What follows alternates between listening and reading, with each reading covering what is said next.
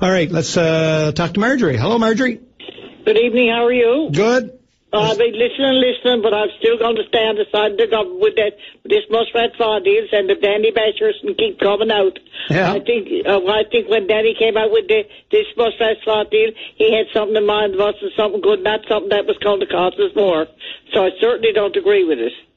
So they can keep yakking if they like. And I'll get to hear more when I go to convention now, the week, the 12th and the 13th. Well, I'm hoping to hear more very soon. I want to hear these numbers that they've had for quite some time now. And you're going to get them, and when they're ready, you're going to get them. I mean, they got to make sure, they got so many people going to bash them, they got to make sure before they gives it out that it's going to be right. But I tell you, I'll put my faith in Tom Marshall's hands and Jerome Kennedy's before I put it in them bashers' hands. They all hid away on the rocks and now they're out again.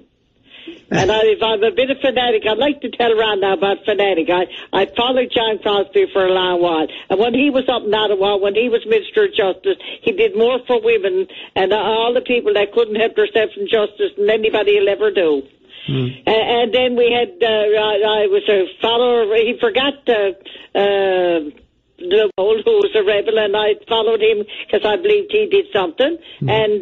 And then was Danny. Well, I've always been a follower of Danny, even when he was only Danny. He wasn't the premier, and everything he touched turned to gold and made it good for us in Newfoundland economy. And Tom Marshall, which I will go out when Tom goes out in 3 years, no one won't have to listen to me at all. I had enough.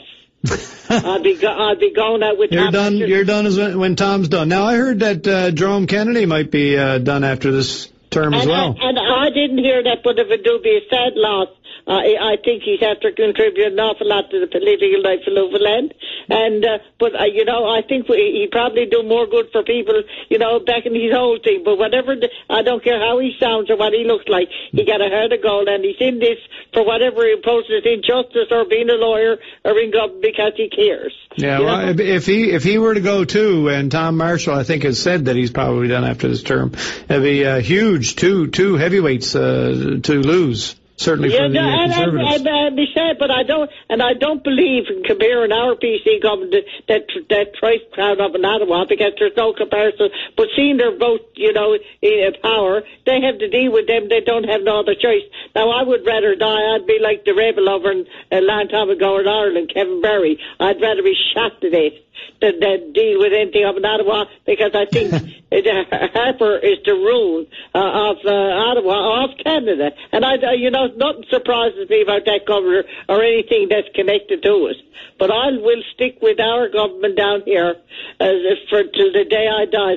All the things that nobody, you can't tell it on open line. And if anybody is going to judge you of your character, your life by the few minutes you get on open line, well, sure, we're all in trouble. And know what Ronald do like I does when Marcocchio comes on. And he picks on poor old Paddy Daly. I mean, Paddy's good at taking up for himself. I think they pick on each other. I think it'd be no, you can't compare. You can't compare. Oh, I've heard Paddy pick on him too. Yeah. But why, Pete? Why would Paddy? He deserves everything Paddy gives him and more. I wish I was there with Paddy. I'd go right through the wires after him. I think it's a fair fight. No. You can't compare Paddy Daly. He's a lot more darling than Marcocchio. I'm not talking about how darling they are. I'm talking about the ammunition and the passion they bring to the fight. But you can't. But he drives Paddy to no end, and Paddy lets that on and think that I voted. You don't think Paddy drives him? But sure, he don't have to call Paddy if he don't want to. Paddy, like he told Paddy it wasn't Paddy's show. It is Paddy's show, and you deserve the respect you get.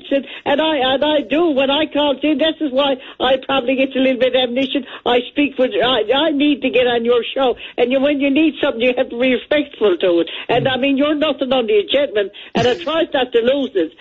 I have nothing to say about you, or you're not most gentleman, and if I lose it sometimes, and maybe shouts, it's not that I don't have no respect, as I think you're the one of the better things around as a gentleman, but I still have to pass my opinion on what I think. And what I think this government is, and all this crowd are coming out the woodwork, You know, I just hope I live long enough. But just, you know, I got one daughter will go on open line to say that my mother said that if I'm not around to say how good, we'll see down the road how good this government's going to be. And sometimes the opposition are their causes their own grief, and the government has to make rules they never have to make for having to like them in opposition. All right, Marjorie, we got to go to our break, but listen, thanks for your call. Great to talk to you again. And thank you, and thank you for letting me on, because, I mean, this is one of my passions in life, getting on open line, and thank you very much. I look forward to the next time. Okay, good night. All right, Marjorie. Bye. Bye-bye. All right.